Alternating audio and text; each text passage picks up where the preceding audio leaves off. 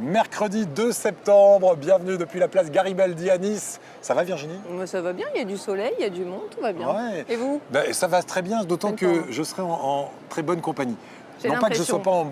pas en bonne compagnie chaque soir avec vous, mais ce soir je suis avec une voix d'ange. Elle s'appelle Angélique, marquise des ondes. Et Angélique, eh bien, c'est la voix que les Niçois ou ceux qui viennent régulièrement à Nice en empruntant le tramway connaissent, parce que c'est la voix du tram. Angélique, elle va nous expliquer que le tram n'a pas la même voix le matin, le midi, le soir, en été, en hiver. Et tout ça, c'est elle qui donne ces ambiances à l'intérieur du tramway. Elle nous expliquera son travail. On se retrouve dans un petit instant avec toute l'équipe de la grande émission. A tout de suite.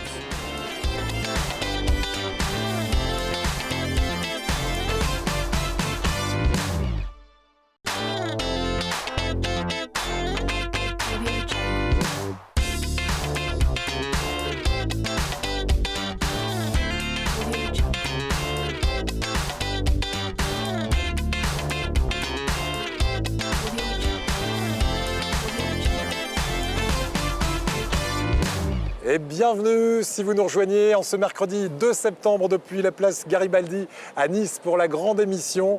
Elle s'appelle Angélique, dite Angélique Marquise des Ondes. Elle vient aussi aujourd'hui en tant que membre des Harley du Cœur, les Harley du Cœur qui organisent ces derniers jours et qui ont organisé ces derniers jours une collecte de fournitures scolaires pour venir en aide aux enfants malades et à leurs parents. Bonsoir Angélique. Bonsoir Eric. Merci d'être avec nous. Bonsoir Eric, vous avez entendu cette voix de radio.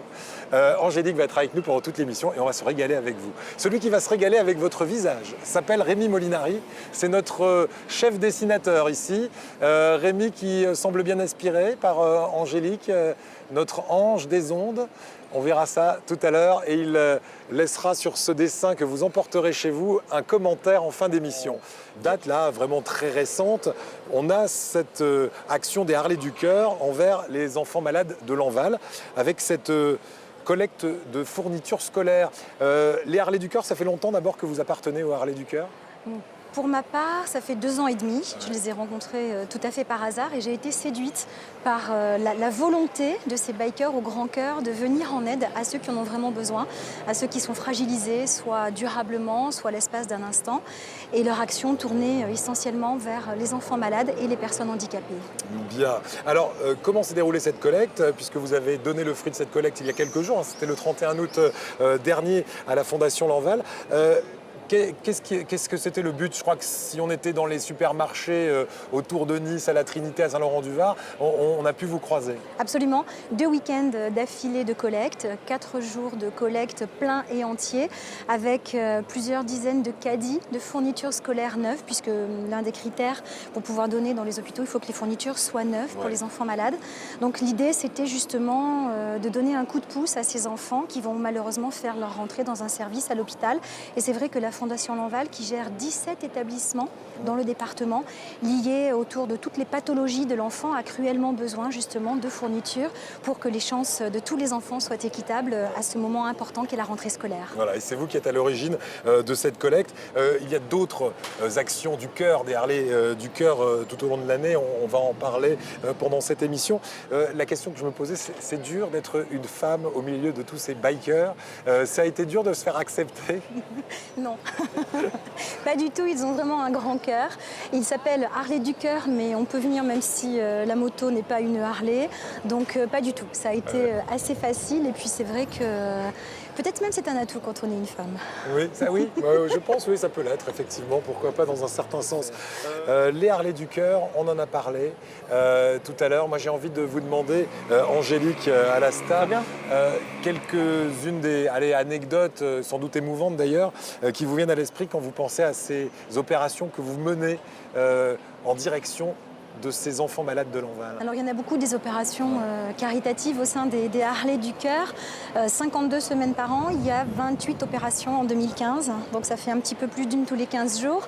Et une anecdote qui me vient spontanément à l'esprit, c'est sur l'avant-dernière opération qui a été réalisée. Pour la 2e fois, l'opération s'appelle Un jouet égale un déjeuner. L'idée de troquer un plateau repas cuisiné par de grands chefs de la région. En l'occurrence, les tocs brûlés, David Faure en tête, Gilles Balestra aussi. Et puis toute leur team qui viennent dans les jardins de Cimier, installer leur cuisine, ils préparent un plateau repas et les gens viennent en famille troquer un plateau repas contre un jouet neuf. Et ces jouets sont remis ensuite, quelques jours plus tard, directement aux enfants hospitalisés. Pour l'hôpital Larcher, en l'occurrence. Et c'est vrai que les bikers ont obtenu l'autorisation de rentrer dans les chambres des enfants. Ouais.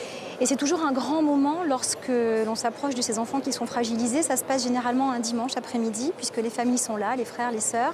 C'est festif, il y a un goûter qui est organisé, on fait des crêpes. Et lors de la dernière opération, c'était le mois dernier, eh bien, une petite fille de 2 ans, à peu près, un petit peu moins de 2 ans, était là et elle était pleine de vie, belle comme tout, elle avait envie de s'amuser. Les bikers sont allés la voir et c'est vrai que lorsqu'ils lui ont remis le jouet, les jouets qui lui étaient destinés, elle s'amusait avec et il y avait notamment une adolescente qui était avec nous, qui restait à jouer 1 heure, 1 heure et demie avec elle, pendant qu'elle n'avait pas de soins, qu'elle pouvait donc être libre de toute contrainte. Et puis ensuite, nous avons appris que cette petite fille avait une maladie très grave et qu'elle était vraiment sur la pente déclinante, on va dire, mais qui avait bon espoir. Les médecins étaient là autour d'elle.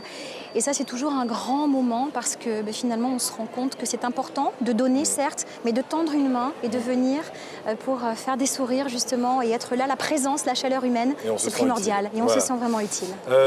Merci de nous faire partager ces moments avec ces enfants et bravo pour ce que vous faites. Merci encore, Christophe. Merci, Émeric.